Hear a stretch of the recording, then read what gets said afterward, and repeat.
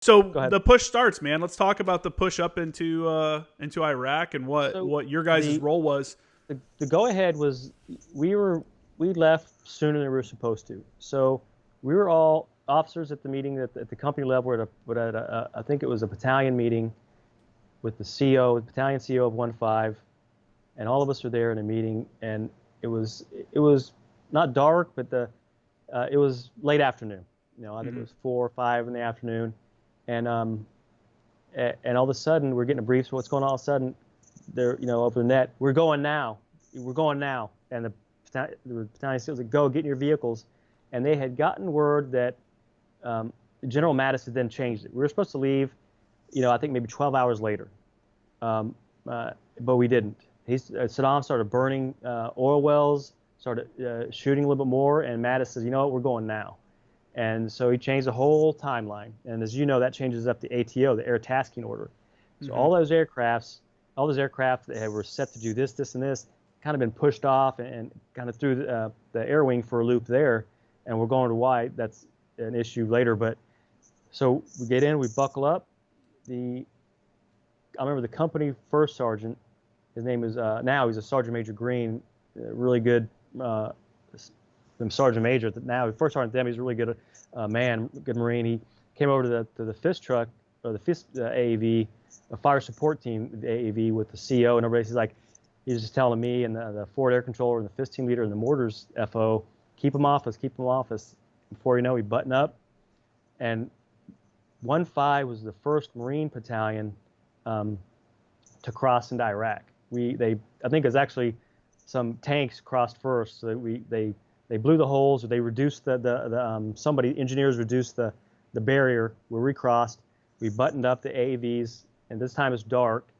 We crossed in. Our vehicle is the 7th vehicle into Iraq, for at least where we were at, for the Marine Corps. And we cross in, and as soon as we cross in, they start identifying targets, T-55 tanks. And I guess we don't even know if they were manned. But I think they were still warm. They're looking through the thermals. The tanks automatically ID them. I think they shoot.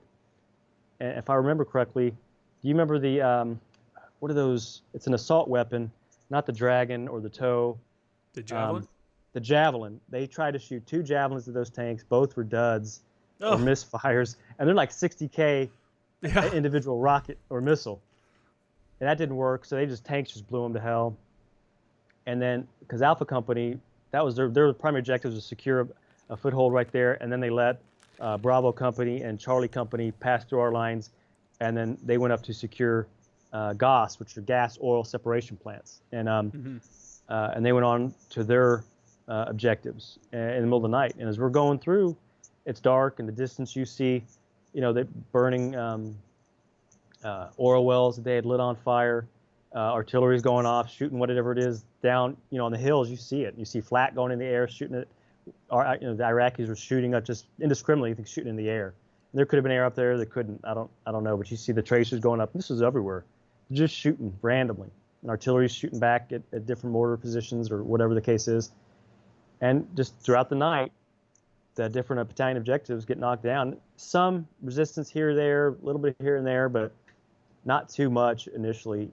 And then before dawn, Alpha Company had an objective it's called the Pumping Station 2, whatever that is. It was basically they receive the oil and they pump it off to wherever to get refined.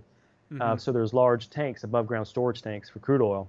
And that was our objective, or for at least one of our objectives. And before dawn, we're moving on it, and aircraft says, we see movement, we see, trenches, and there's activity in those trenches. So the forward air controller dropped a couple 1,000-pound bombs in the trench line. And as we're moving up, I got a 10-minute suppression duration artillery from a battalion just on this whole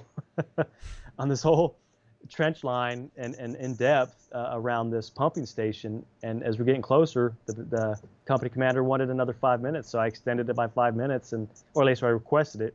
And then the battalion, approved it, and then the artillery battalion shot it, and about that time it's slowly starting to get light, and then that's where we moved on and the infantry started clearing some of these trench lines that were surrounding the pumping station. Where did you guys find any enemy there? Was there any? Oh yeah, we found bodies. We found some live Iraqis. One of them, there's a couple stories. Is we're sitting there, the infantry gets out and starts clearing the trench line. We're watching the MSR, or basically roads surrounding it. You just kind of, as a FIST team, there you're looking out. And we called some other missions on some Iraqis that were further out away from our area. But this time started clearing the trenches and finding some dead bodies, finding some wounded Iraqis, I believe. And now in the middle of nowhere, some Iraqi jumps on a motorcycle, pops out of the trench line, and starts driving away. And that whole company, at least those that were safe, just unloaded in this Iraqi. It was going down this, and they got him, but he didn't kill him, but he wrecked. Then they, like Marine fashion, once he was a non-threat, they went and treated him. Yeah. And then before you know it, continuing down on the time is two vehicles, two white SUVs, Range Rovers, or the case is Land Rovers, start coming down from west to east down a road going towards the pumping station, and it kind of took us by surprise. And all of a sudden, then the Marines started to open up on these vehicles, and they started shooting back. And so these Iraqi soldiers were in this vehicle and started shooting back at the lines, exchanging gunfire, and then they ended up, neutralizing both those vehicles. But unfortunately, as you probably heard from the other podcast that you gave earlier, we had a lieutenant that was hit. Lieutenant Shane Childers, was a platoon commander for the Alpha Company, was hit just below the SAPI plate, and was wounded in the stomach, and he bled out there and died. Yeah. And I know I know initially, like, how did they hit him? But a lucky shot, I guess, and got him under the SAPI plate. I know there was some talk about it might have been blue on blue, but I think afterwards, when they found out it wasn't an American round that hit him. It was a 7.62, but the Soviet variant. What is that? 7.62 by 39, or whatever the case is. The Soviet variant that they found in him, and it was an Iraqi round that had unfortunately killed him. That sucks, man. That's the reality of war. That's like the unfortunate. Like, did you guys, before you stepped off, did you guys take like a platoon or company photo or anything like that? Because a lot of units do that before they go into a deployment, and we might have. You always wonder. I used to think about it like, I wonder if we're all going to be in this photo at the end. Like, are we all going to? And that's like a reality, that a lot of us think about before we're heading over. And unfortunately, obviously, it happens for some people. Casualties on both sides. Yeah, go ahead. Sorry. No, go ahead. No, I was just say those reporters with us, Gordon Dillo and Mark Avery. Mark Avery's a photographer. He took a bunch of videos or a bunch of pictures, and he didn't have to, but at the end of the deployment, he gave a certain amount of the DVDs, 6 DVDs, all these thousands of pictures that he took from that whole deployment. And then, everybody made copies for other Marines or whatever the case is. And awesome. Shane, obviously Shane's in some of those pictures, mostly before he crossed. But so we do have a lot of pictures of that whole fight. Yeah. Did were they kind of coming around to what was happening? The reporter and the photographer? They were or did the photographer not come with you?